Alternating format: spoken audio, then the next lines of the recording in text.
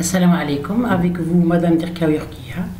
Donc cette vidéo va vous présenter un examen sur le module, un examen final du module ou bien de la matière ou bien de la discipline méthode d'optimisation.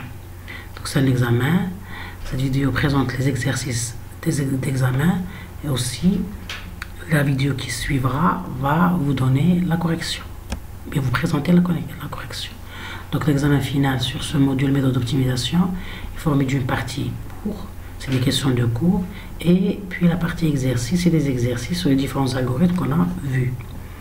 Donc, premièrement, les questions de cours sont les suivantes. Premièrement, définir une relaxation d'un problème d'optimisation, donc c'est la relaxation qu'on doit définir.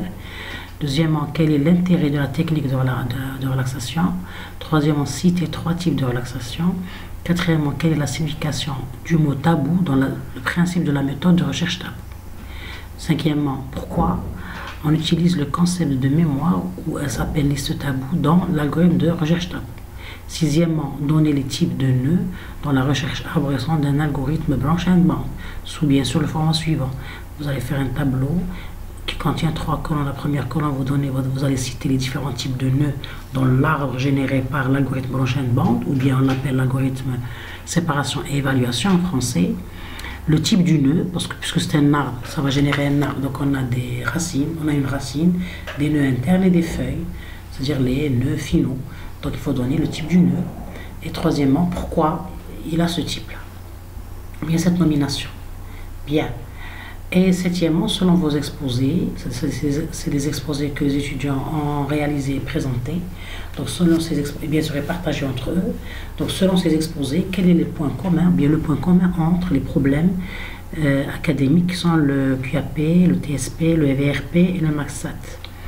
Donc ces questions-là, la réponse doit être peu et bien, c'est-à-dire il faut répondre d'une façon lucide et avec des phrases simples et qui ont plus de sens. C'est-à-dire qui ont vraiment le sens sur la réponse exactement.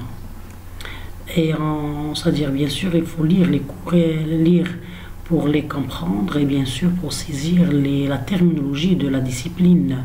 Donc par exemple la notion de relaxation, de nœud, de la recherche arborescente, du mot tabou, ce sont des mots de la terminologie de la discipline méthode d'optimisation.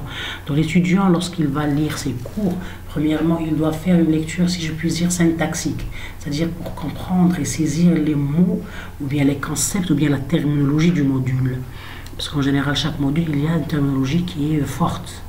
Et puis, une fois qu'il fait cette lecture syntaxique, il va faire la lecture sémantique. C'est-à-dire, il va essayer de comprendre le principe, ou bien la définition, ou bien le sens de ces mots-là, ou bien de ces techniques. Très bien, ça c'est des questions de cours sur 8 points. Pour les exercices, on a 2 exercices. Un sur le problème d'ordonnancement et son algorithme, et deuxième exercice sur la programmation linéaire, ou bien l'algorithme du simplex. Donc l'exercice 1 est le suivant, je vous donne un projet. Donc un projet formé des tâches mentionnées dans le tableau ci-dessous. Les tâches à réaliser ainsi que leur durée sont répertoriées ci-dessous. C'est-à-dire on a les tâches là, chaque tâche elle a son nom, elle a ses prédécesseurs, c'est-à-dire la tâche qui la précède, il y a la durée de chaque tâche. Donc la mission qu'on veut, ou bien notre objectif, il s'agit de déterminer dans quel délai de projet le projet sera opérationnel pour mener à bien cette mission, bien cet objectif.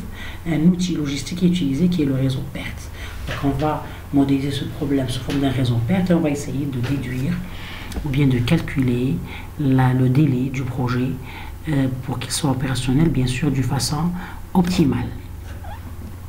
Donc, je vous donne c'est-à-dire soit le réseau PERT correspondant à la table des tâches ci-dessous, mais il est incomplet. Donc, j'ai commencé à tracer le graphe, bien modéliser le graphe PERT, mais je n'ai pas terminé. Donc, c'est à l'étudiant de compléter, bien sûr, en respectant les contraintes d'intégrité citées dans le tableau. Une fois le tableau, c'est-à-dire le graphe corrigé, donc, il y a 2 questions. Compléter le graphe en respectant les contraintes d'intégrité de la table des tâches.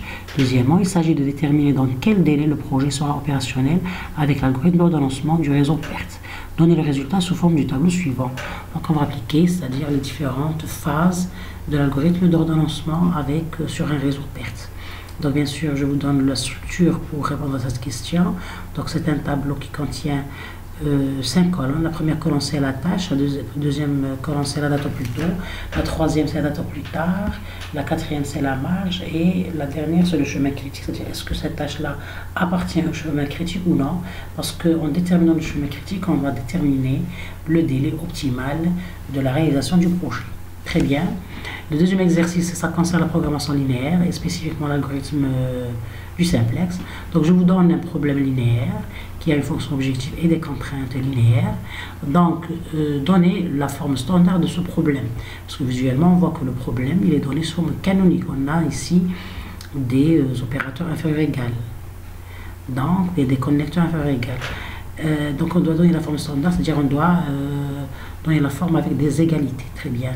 Deuxième question, résoudre graphiquement ce problème selon le principe du simplex. Donc on va le résoudre de façon graphique, bien géométrique. On a vu ça dans le cours et dans le TD d'une façon très détaillée. Donc je vous souhaite bon courage et bien sûr pour pouvoir voir ou bien consulter la correction de cet examen final, il faut consulter la vidéo. Bien sûr, il faut cliquer sur ce lien là.